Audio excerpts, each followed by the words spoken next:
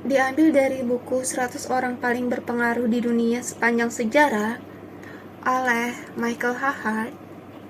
Isaac Newton ditempatkan di urutan nomor 2. Isaac Newton, ilmuwan terbesar dan paling berpengaruh yang pernah hidup, dilahirkan di Woolsthorpe, Inggris pada hari Natal 1642, tahun yang sama Galileo wafat. Seperti Muhammad SAW, dia dilahirkan setelah ayahnya wafat. Sebagai seorang anak, dia menunjukkan pemahaman mekanika yang besar dan sangat terampil dengan kedua tangannya.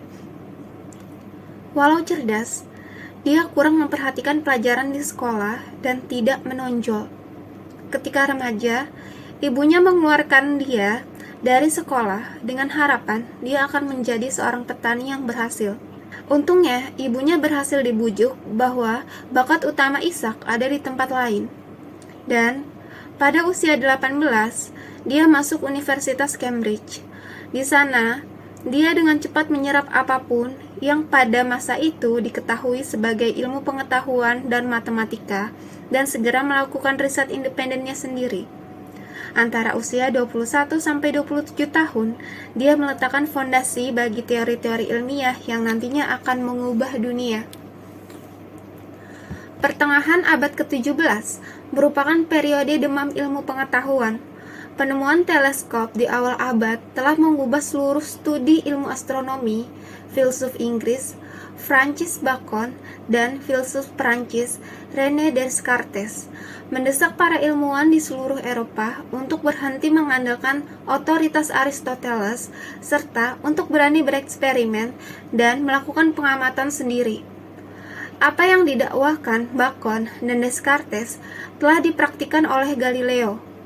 Pengamatannya terhadap bintang-bintang dengan memakai teleskop yang baru saja ditemukan telah mengubah studi ilmu astronomi dan eksperimen-eksperimen mekanikanya telah meletakkan apa yang kini dikenal dengan hukum gerak pertama Newton.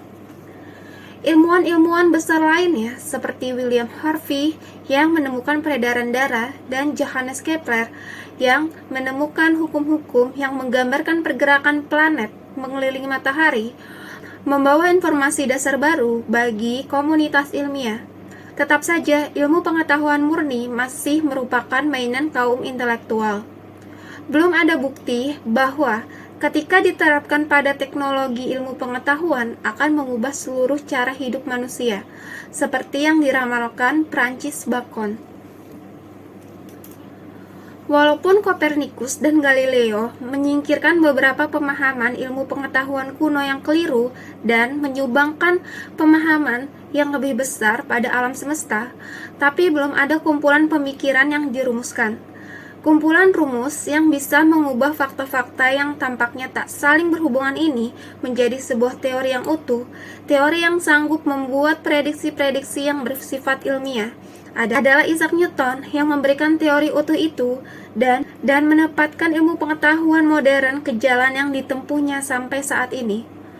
Newton selalu enggan menerbitkan hasil-hasil penelitiannya, walau dia telah merumuskan banyak ide dasarnya di balik sebagian besar karyanya sampai tahun 1669.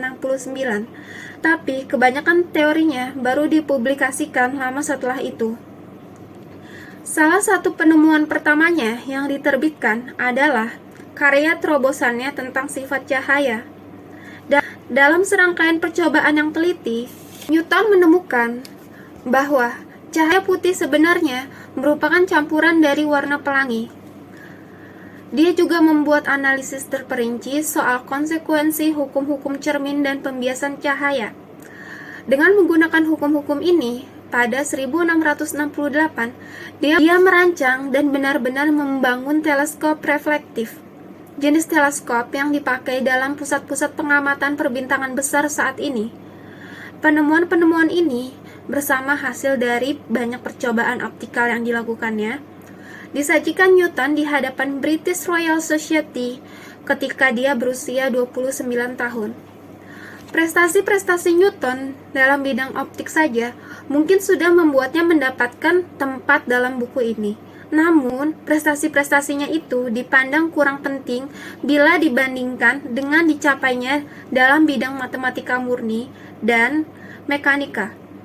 Kontribusi besarnya dalam matematika adalah penemuan kalkulus integral yang mungkin telah ditemukannya ketika berusia 23 atau 24 tahun. Penemuan ini pencapaian terpenting dalam matematika modern, bukan hanya benih yang melahirkan begitu banyak teori matematika modern, melainkan ini juga alat esensial dalam kemajuan ilmu pengetahuan modern yang mustahil terjadi tanpa penemuan ini. Bila Newton tidak melakukan apapun selain ini, penemuan kalkulus integral ini saja sudah akan mendapatkannya di posisi yang tinggi dalam daftar ini.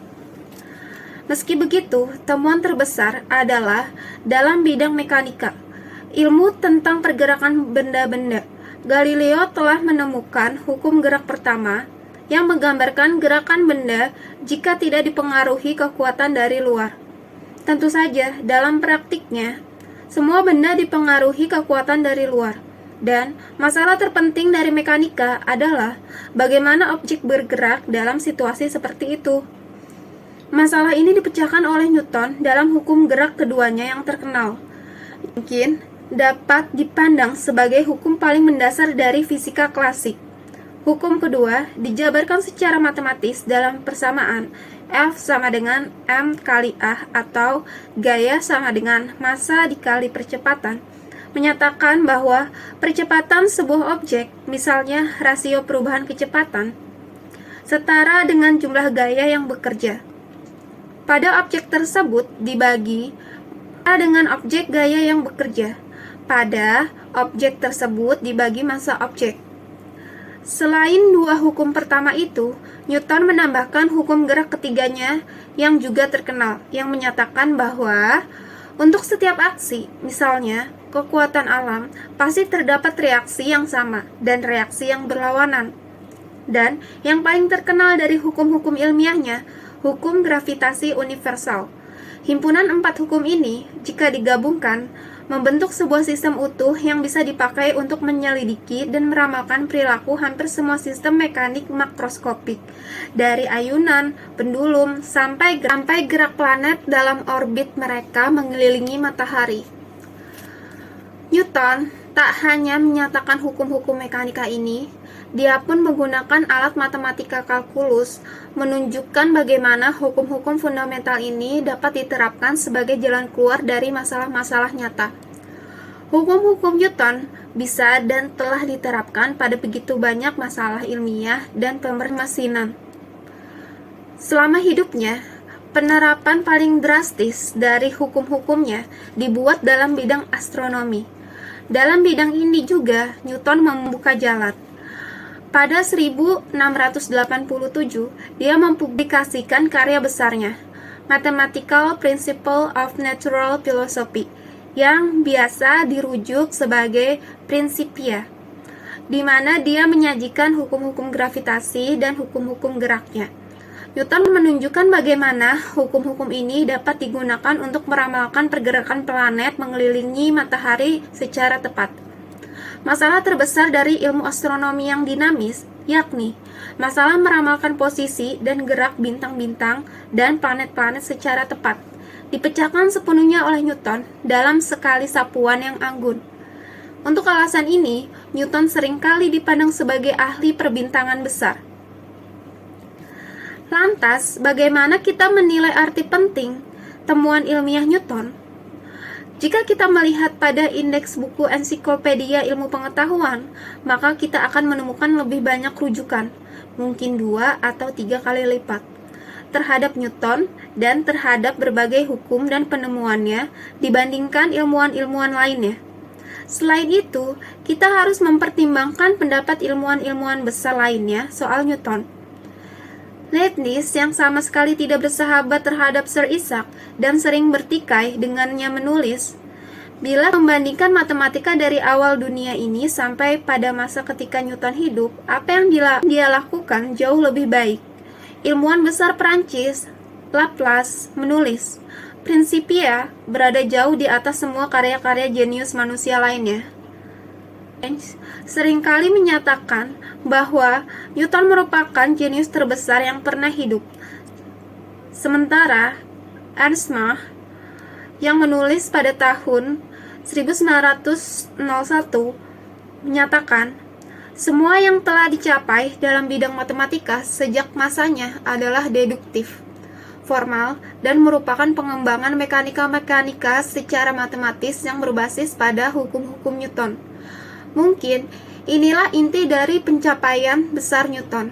Dia menilai ilmu pengetahuan itu sebagai sebuah produkan fakta dan hukum yang masing-masing berdiri sendiri, sanggup menjelaskan beberapa fenomena, tapi hanya sedikit yang dapat diprediksi. Dia mewariskan sebuah sistem hukum alam yang utuh kepada kita, yang mampu diterapkan pada sekian banyak fenomena fisika, dan yang bisa digunakan untuk membuat prediksi-prediksi yang tepat. Dalam sebuah risalah ringkas semacam ini, mustahil merincikan semua temuan Newton. Konsekuensinya, banyak temuannya yang lebih kecil tidak disebutkan, walau masing-masing merupakan temuan-temuan penting di bidangnya. Newton membuat kontribusi penting dalam bidang termodinamika, atau studi tentang panas, dan bidang akustika atau ilmu tentang suara. Dia menyatakan prinsip fisika yang teramat penting tentang kekekalan momentum dan kekekalan momentum sudut. Dia menemukan teorema binomial dalam matematika dan memberikan penjelasan meyakinkan pertama tentang asal-usul bintang-bintang. Nah, kita mungkin mengakui bahwa Newton merupakan ilmuwan yang jauh lebih besar dan berpengaruh yang pernah ada, tapi masih mempertanyakan mengapa dia berperingkat lebih tinggi daripada tokoh politik besar seperti Alexander Agung atau George Washington, dan di atas tokoh agama terkemuka seperti Yesus Kristus atau Buddha Gautama. Pandangan saya sendiri adalah bahwa walaupun perubahan politik itu penting, tapi kita harus jujur mengatakan bahwa 500 tahun setelah Alexander Agung wafat, kebanyakan dari kita masih hidup dengan cara yang sama hal yang dialami para nenek moyang mereka 500 tahun sebelum Alexander Agung lahir. Serupa dengan itu, dalam sebagian besar aktivitas sehari-hari, mayoritas umat manusia pada tahun 1500 hidup dengan cara yang sama dengan mereka yang hidup pada 1500 sebelum Masehi. Meski begitu, dalam 5 abad terakhir, kehidupan sehari-hari umat manusia telah diubah secara paripurna. Kita berpakaian berbeda, makanan berbeda, bekerja dalam pekerjaan berbeda, dan menghabiskan waktu luang kita dengan cara yang amat berbeda dengan orang yang hidup pada 1500 Masehi. Temuan ilmiah bukan hanya mengubah teknologi dan ekonomi, temuan itu juga mengubah politik, pemikiran religius, seni, dan filsafat. Hanya sedikit aspek hidup manusia yang tidak diubah oleh revolusi ilmu pengetahuan. Justru karena alasan inilah, ada begitu banyak ilmuwan dan penemuan yang dicantumkan dalam daftar ini. Newton bukan hanya yang paling gemilang dari semua ilmuwan, dia juga yang paling berpengaruh dari semua tokoh dalam perkembangan teori ilmu pengetahuan. Oleh karena itu, dia sangat patut ditempatkan di posisi mendekati puncak dalam daftar orang paling berpengaruh di dunia. Newton meninggal pada 1727 dan dikebumikan di Westminster Abbey, ilmuwan pertama yang memperoleh penghargaan semacam itu.